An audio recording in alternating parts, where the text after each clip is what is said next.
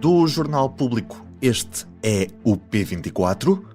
Hoje, a interferência externa pode ter chegado à desinformação sobre a campanha eleitoral. Viva!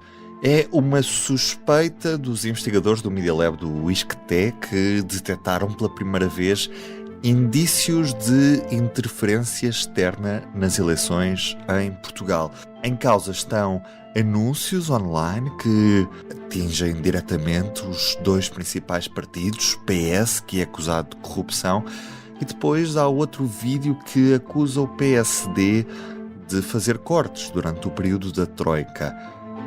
Estes dados foram recolhidos pela equipa do Media Lab, do ISCTE, que está neste momento a monitorizar a campanha nas redes sociais e os processos de desinformação que têm atingido as redes nestes últimos dias. Hoje trouxe para a conversa o investigador e docente Gustavo Cardoso. Mais à frente converso com o Gustavo também sobre o impacto que teve este ato de quarta-feira de manhã em que um ativista climático atirou com um balde de tinta para cima do líder do PSD e da AD, Luís Montenegro. Já lá vamos. Para já, especificamente em relação à desinformação nesta campanha eleitoral, estamos a assistir a algum fenómeno de aumento da desinformação em redes sociais ou esta campanha eleitoral não está a ser diferente de outras mais recentes? Nós temos uma diferença, e é uma diferença muito grande, que foi aquilo que aconteceu entre o dia 22 de fevereiro e hoje, e que tem a ver com a detecção de desinformação de origem externa, ou seja, pela primeira vez, desde que há trabalho sistemático de análise por parte de investigadores universitários sobre a desinformação no contexto português, há claramente uma tentativa de interferência externa. Nós costumávamos brincar dizendo que Portugal era um sítio diferente do resto da Europa. No contexto tínhamos desinformação, mas ela era muito endógena. Portanto, não havia desinformação oriunda do exterior. Mas aquilo que aconteceu, nomeadamente com os vídeos, ou pelo menos vamos falar daquilo que podemos efetivamente falar. O vídeo assinado pelos bolsonaristas em Portugal configura um tipo de desinformação novo. E, portanto, nessa dimensão, claramente que sim. Portanto, basicamente temos interferência externa, neste caso, vinda do Brasil, por parte de bolsonaristas? Não, essa é que é a questão, é que na desinformação, lá para as coisas serem assinadas por uma entidade, não quer dizer obrigatoriamente que seja a própria entidade que assina. É um bocado como os atentados terroristas. Os atentados terroristas, nós estamos habituados a ver quem reclama a autoria do atentado, por vezes é o próprio, outras vezes é alguém a reclamar por outrem para criar alguma confusão. Na desinformação é exatamente a mesma coisa, nunca se pode tomar nada daquilo que se vê ou que se lê como exatamente aquilo que lá está, mesmo quando sabemos que há desinformação. O Media Lab, em colaboração com a Lusa, aquilo que fez foi uma análise da origem de um anúncio que estava no YouTube e que tinha uma entidade, e essa entidade que não era o nome do canal, o canal chamava-se no YouTube Bolsonaristas em Portugal, mas a assinatura do vídeo, depois, ou seja, quem tinha pago os anúncios, é uma entidade que existe. Agora resta saber se a assinatura foi mesmo a entidade que a fez ou alguém que se fez passar por ela. Isto teria uma conversa ainda mais longa, porque as 48 horas entre a verificação de identidade de um organismo ou de uma pessoa que publica um anúncio e depois o próprio Google ou outra plataforma fazer a verificação, há um tempo cinzento. E, portanto, aquilo que aconteceu foi que os vídeos desapareceram, entretanto, eles estiveram ativos durante o fim de semana, porque são dois, eu só posso falar de um porque é desse que nós temos dados efetivamente para seguir. Era um anúncio que jogava com a questão da corrupção associando-a ao Partido Socialista. Havia outro vídeo que falava da Troika e dos cortes, mas esse nós não temos a certeza da sua origem, mas este acaba por estar ligado a uma entidade que depois surge também, citada nos últimos 3 meses, como associada a anúncios de desinformação no Panamá, na Roménia e também em Singapura. Como sempre, nós não podemos ter certeza sobre nada. Agora, podemos ter uma certeza relativa e confiável, factual, de que tudo indica que foram situações que começaram fora de Portugal. Quem paga eventualmente quem assina, tudo isso remete para outros sítios e depois a repetição em torno da mesma entidade noutra geografia. Nem é possível determinar o alcance deste tipo de campanha? É sempre muito difícil porque a partir do momento em que os anúncios são retirados, os vídeos, os posts são retirados das redes, perde-se a informação sobre o seu alcance. Quando está no ar, portanto, quando ainda está a ser visto por todos nós, existem algumas fórmulas, algumas ferramentas que nós, enquanto investigadores, temos para utilizar, mas os jornalistas também têm, e que permitem perceber quantas pessoas viram, que tipo de interações é que houve com um dado anúncio, e portanto isso permite-nos ter uma ideia do alcance. A partir do momento em que são retiradas, é difícil. No caso do que nós estamos a falar, sabemos que um dos vídeos terá chegado a mais de 100 mil interações e o outro é capaz de ter ficado um pouco mais abaixo, e eu digo é capaz porque os dados foram calculados em termos de aproximação de outros dados que nós tínhamos. Mas tiveram o seu impacto, e nestas coisas nós nunca sabemos se o anunciante da desinformação está a pagar 100 euros, 1000, 10 mil, 100 mil, não sabemos. Pronto, isso depende muito do orçamento que está. As plataformas também fazem o seu papel, retiram as coisas quando as consideram nocivas, quando vão contra aquilo que são as suas regras internas, ou quando há denúncias ou chamadas de atenção para aquilo que está a passar. Eu devo dizer também que nestes casos eles têm uma particularidade também associada, é que apareceram como anúncios, vídeos como anúncios, e portanto os canais do YouTube estavam vazios, eram apenas para suportar o anúncio, não estavam listados em pesquisa aberta, não se conseguiam encontrar. Uhum. E portanto isso também cria um desafio para quem quer denunciar alguma coisa que considera que vá contra aquilo que é o interesse democrático.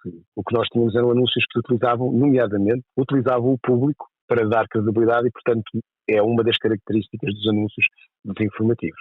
É que tem sempre alguma coisa que faz com que a pessoa duvide ou creia naquilo que lá está. Especificamente a nível interno, há registro de algum aumento ou algum diferencial no que toca à desinformação criada a partir de Portugal?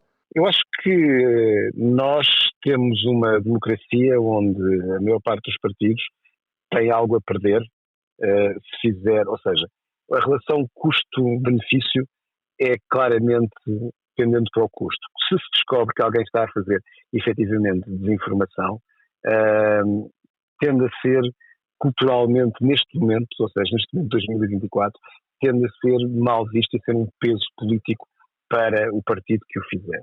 Portanto, o que nós acabamos por encontrar por vezes são, como sempre, militantes ou simpatizantes que acabam por fazer determinadas coisas.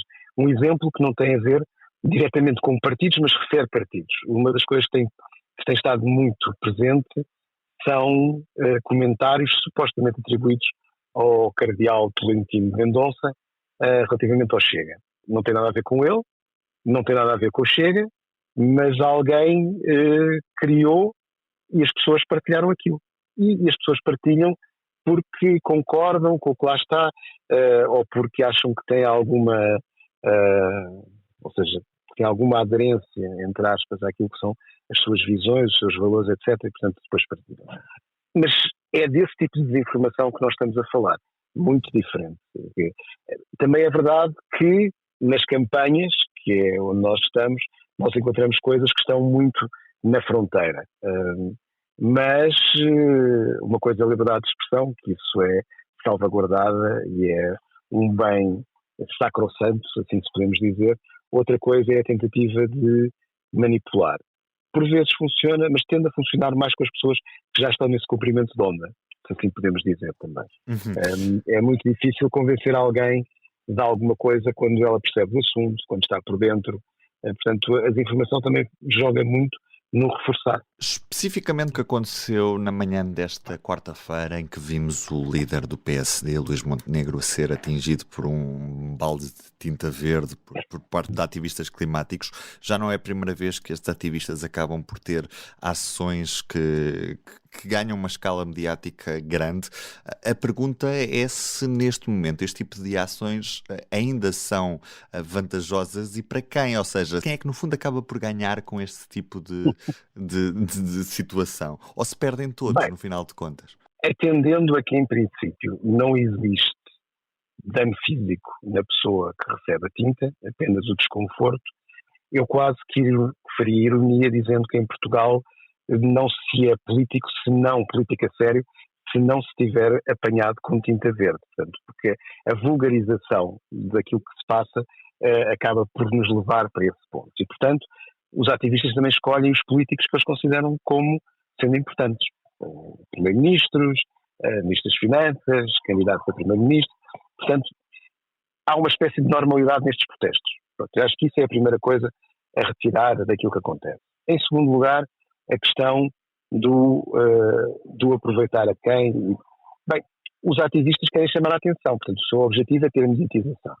No quadro da campanha, os candidatos que recebem tinta ou alguma outra coisa têm interesse também em vitimizar-se, ou se vai ao encontro, por exemplo, de uma posição de achar que deve ser alguma coisa que deve ser reprimida, etc., que deve ser legislado relativamente a formas de protesto, etc., isso vai ao encontro dos seus posicionamentos. Portanto, é uma questão de aproveitamento. Depende do candidato e depende do contexto em que as coisas acontecem. O candidato pode ganhar simpatia com o facto de ter recebido tinta. Ou pode, por simplesmente, ser mais um evento de uma normalidade de protestos que nós já temos. Mas os ativistas acabam por perder simpatia, não é? Quem possa ter simpatia pela causa acaba por não perceber. Sim, mas o objetivo dos ativistas não é ganhar simpatia. Ou seja, há uma diferença. Vamos pensar isto, Ruben. Se nós andarmos 30 anos para trás e estivermos a falar das ações do Greenpeace, as ações do Greenpeace, obviamente, que tinham simpatia da parte de algumas pessoas, mas na maior parte dos casos elas tinham como objetivo chamar a atenção para um determinado conjunto de problemas. Mas eram problemas parados. A poluição aqui, caça à baleia naquele outro local, portanto, é uma espécie de elenco, lista de coisas que estão a acontecer e que são prejudiciais à biodiversidade, ao ambiente, mas hoje em dia é diferente. Porquê? Porque nós temos esta concepção da ideia de transformação das nossas sociedades por via das mudanças climáticas e, portanto, não é um evento, é a vida como um todo. Na perspectiva dos ativistas, o seu objetivo é chamar a atenção para que as coisas estão mal, vão piorar, estão mesmo muito mal e, portanto, têm que as pessoas saber. Nesse aspecto, a partir do momento em que nós estamos aqui a falar sobre o assunto, em que houve cobertura por parte das diferentes entidades, então nós estamos claramente a falar de algo que resulta, deu notoriedade. Depois desta conversa com o investigador Gustavo Cardoso, é importante recordar que devemos ter uma atenção redobrada nos nossos consumos online. É importante confirmar fontes e verificar sempre toda a informação. Aqui no Público fazemos-lo todos os dias, quer na prova dos factos, quer através do trabalho dos nossos jornalistas, e são muitos no terreno. O trabalho do Público na estrada pode ser seguido em público.pt e também na edição impressa. Eu, Ruben Martins, estou de volta mais logo para mais um jornal de campanha Soundbite série Legislativas, com a Helena Pereira e com a Ana Sá Lopes. Da minha parte é tudo por hoje. Hoje trouxe para a conversa o investigador Gustavo Cardoso. A música original é da Ana Marcos Maia. Tenham um bom dia. Até amanhã. O Público fica no ouvido.